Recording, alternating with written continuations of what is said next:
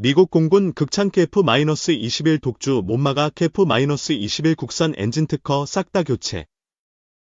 F-414 따라잡은 1682 셀시어스 첫 공개. KF-21 보람의 전투기의 국산 엔진 개발이 예상보다 빠르게 진행되면서 전 세계 방산 업계에 관심이 집중되고 있다. 특히 미국 공군 관계자들이 KF-21의 성능을 극찬하며 한국의 독주를 막을 수 없다고 평가한 것이 알려지면서 큰 화제를 모으고 있다. 이번에 공개된 KF-21의 국산 엔진은 기존의 외국산 F-414 엔진을 완전히 대체할 것으로 예상되며 핵심 기술과 특허까지 모두 교체된 것으로 확인되었다. KF-21의 국산 엔진은 고온 환경에서도 안정적인 출력을 유지할 수 있도록 설계되었으며 특히 1682 셀시어스라는 높은 연소실 온도를 기록하며 미국의 F-414 엔진과 어깨를 나란히 하는 수준에 도달했다. 이러한 성과는 한국이 독자적인 항공 엔진 기술력을 확보했다는 점에서 더욱 의미가 크다. 현재 전투기용 항공 엔진 개발은 극도로 어려운 기술 분야로 오직 미국, 러시아, 영국, 프랑스 등 일부 국가만이 독자적인 엔진을 생산할 수 있는 상황이다. 한국은 KF-21 전투기의 성능을 극대화하기 위해 엔진 개발을 서두르고 있으며 이에 따라 핵심 부품과 설계를 전면적으로 개편하는 작업을 진행 중이다. 특히 엔진의 내구성과 출력 강화를 위해 첨단 소재와 냉각 기술이 적용되었으며 이를 통해 기존 엔진보다 높은 추력을 유지하면서도 연비 효율성을 극대화하는 데 성공했다. 전문가들은 한국이 이번 엔진 개발을 계기로 차세대 전투기 시장에서도 강력한 경쟁력을 갖출 것으로 전망하고 있다. 이번 국산 엔진 개발 성공으로 KF-21은 완전한 독립형 전투기로 자리 잡을 가능성이 커졌다. 기존에는 미국제 엔진을 사용하면서 일부 기술적 제약을 받았지만 이제는 자체 엔진을 탑재함으로써 수출 제한에서 벗어날 수 있는 길이 열렸다. 이는 KF-21이 글로벌 시장에서 더욱 강력한 경쟁력을 갖추게 되는 결정적인 요인이 될 것이다. KF-21의 성능이 공개될 때마다 미국과 유럽 방산 업계의 반응도 뜨겁다. 미국 공군 관계자들은 한국이 놀라운 속도로 전투기 기술을 발전시키고 있다며 KF-21이 아시아 시장을 넘어 글로벌 시장에서 독보적인 위치를 차지할 가능성이 크다고 평가했다. 또한 기존의 전투기 수출 강국인 프랑스와 스웨덴 등도 한국의 기술력을 경계하기 시작했다는 분석이 나오고 있다. 한국은 KF-21의 국산 엔진을 기반으로 향후 차세대 전투기 및 무인 전투기 개발에도 박차를 가할 계획이다. 이번 엔진 기술 발전은 단순히 KF-21의 성능 향상을 넘어서 한국이 독자적인 전투기 개발 국가로 자리 잡는 데 중요한 전환점이 될 것으로 기대된다. 2024년 12월 17일 두산 에너빌리티와 한국항공우주산업, KI, 이 국내 항공산업에 큰 의미를 가지는 업무협약, MOU를 체결했습니다. 이번 협약은 항공기 엔진의 국산화를 목표로 하고 있으며 두 기업이 가진 기술력을 결합해 개발, 생산, 정비 등 전반적인 영역에서 협력을 추진하기로 했습니다. 두산 에너빌리티는 이미 발전용 가스터빈 개발에 성공하면서 세계적인 기술력을 인정받은 바 있습니다. 이 기술력을 기반으로 항공기 엔진 제작에도 도전장을 내민 것입니다. 반면 KA, 한국항공우주산업은 KF-21 보라매와 FR-50 경공격기 등 국산 항공기 개발의 선두주자로 잘 알려져 있습니다. 특히 방산 수출 확대를 위해 국산 엔진의 필요성이 대두되면서 두 기업의 협력은 더욱 주목받고 있습니다. 이날 협약식에서 K강구영 사장은 다음과 같은 기대감을 밝혔습니다. 두산 에너빌리티의 엔진 기술과 K의 항공기 개발 역량이 합쳐진다면 대한민국의 항공기 엔진 국산화는 물론 K방산 수출 경쟁력도 크게 강화될 것입니다. 이번 협약 소식이 전해지면서 두 기업의 주가에도 긍정적인 반응이 이어졌습니다. 두산 에너빌리티는 기존의 가스터빈 사업에 더해 항공기 엔진이라는 새로운 성장 동력을 마련했으며 K 또한 국산 엔진 탑재를 통해 수출 경쟁력을 한 단계 끌어올릴 전망입니다. 현재 대한민국의 항공기 엔진 산업은 대부분 해외 의존에 의존하고 있습니다. 이는 군사적, 경제적 관점에서 큰 리스크로 작용해왔습니다. 그러나 이번 두산 에너빌리티의 협력이 성공적으로 이어진다면 특히 항공기 엔진 기술은 핵심 기술 중 하나로 꼽히기 때문에 이번 협약은 대한민국 항공산업에 있어 전략적 이정표로 평가됩니다.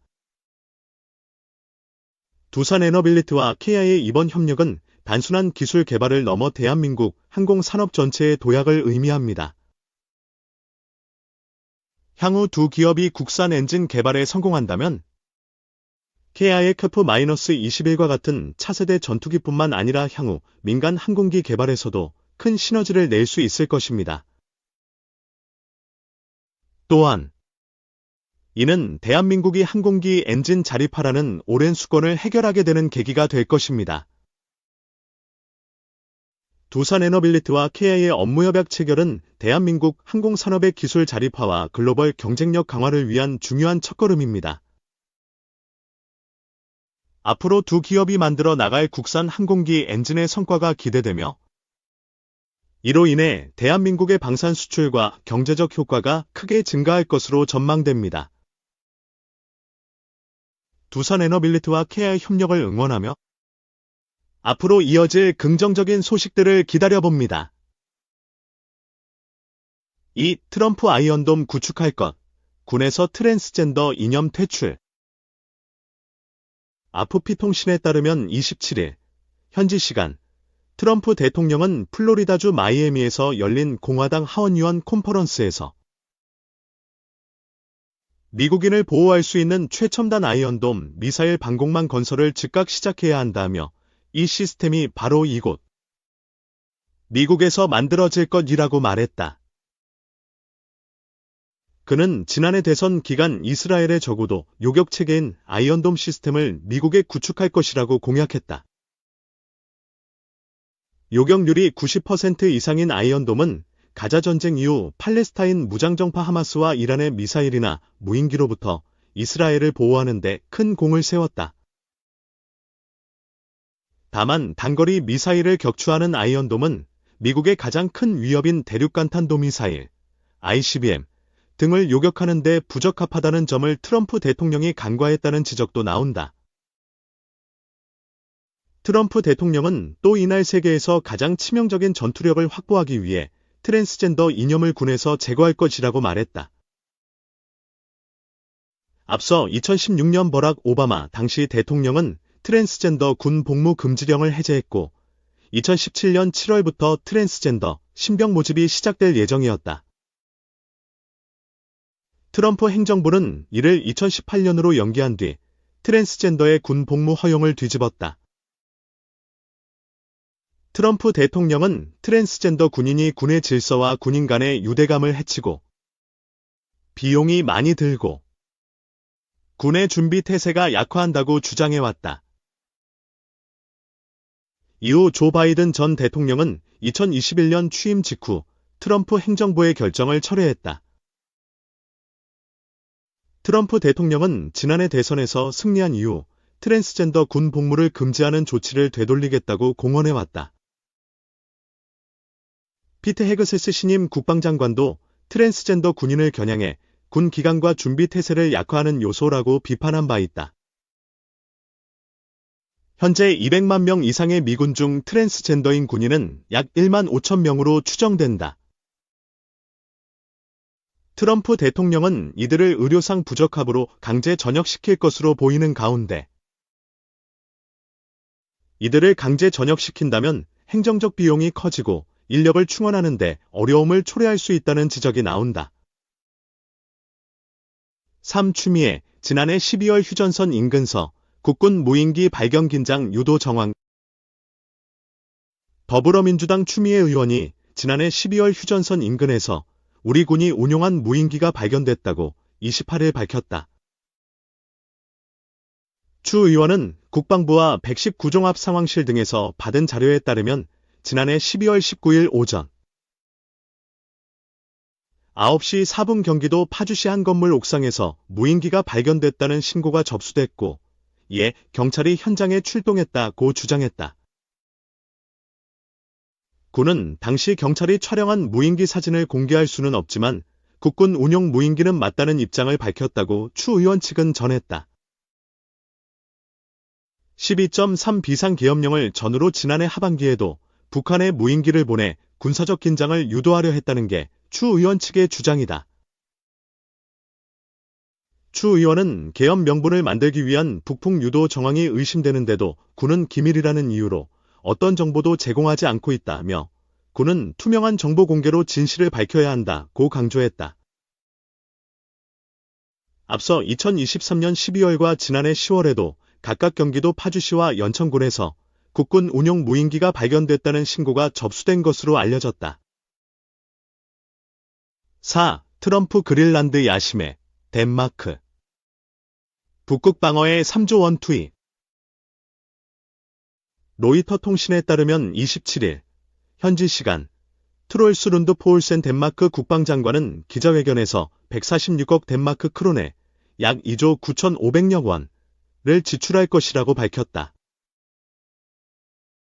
그는 이 예산이 3척의 북극 함대 함정을 새로 배치하고 장거리 드론, 무인기, 4대와 위성 감시 장비를 운용하는 데 투입된다고 설명했다. 이 예산은 지난해 발표된 1,900억 크론에 약 38조 원에서 덴마크 정당들의 합의에 따라 북극 지역에 배정된 것이다. 덴마크 정당들은 올해 상반기 내로 북극 지역에 대한 군사적 지원을 위한 추가 협상을 하기로 합의했다. 현재 덴마크는 그린란드의 노후화된 감시선 4척, 챌린저 정찰기 1대와 개썰매 순찰대 12개로 프랑스 면적의 4배에 달하는 지역을 감시하고 있다. 로이터 통신은 이로 인해 그린란드가 덴마크의 안보상 블랙홀로 여겨진다고 전했다. 앞서 트럼프 대통령은 국가 안보상의 이유로 덴마크가 그린란드에 대한 통제권을 포기해야 한다고 주장해왔다.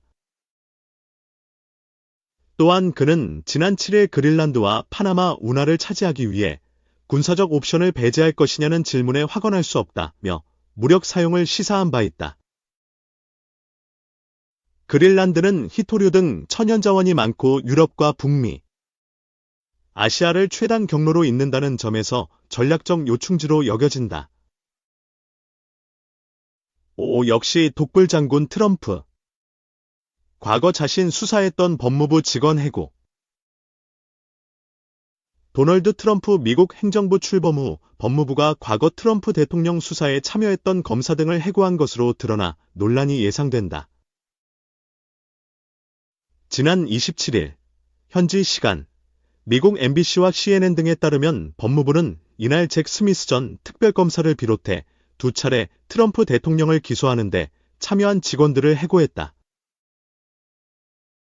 법무부 관계자는 MBC에 오늘 제임스 맥켈리 법무장관 대행은 트럼프 대통령 기소에 중요한 역할을 했던 많은 법무부 공무원들의 고용을 해지했다며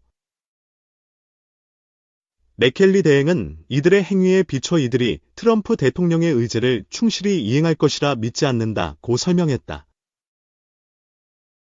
또한 이번 조치는 정부의 무기화를 종식하는 임무에 부합하는 것이라고 주장했다.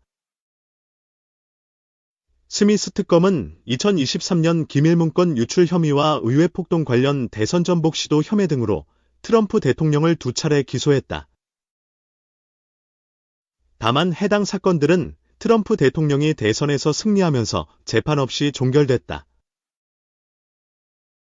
트럼프 행정부는 해당 수사에 관여했던 이들에게 해고, 통보에 나섰는데 이들 중에는 직업 공무원으로 일해온 검사들도 여럿이라 논란이 예상된다.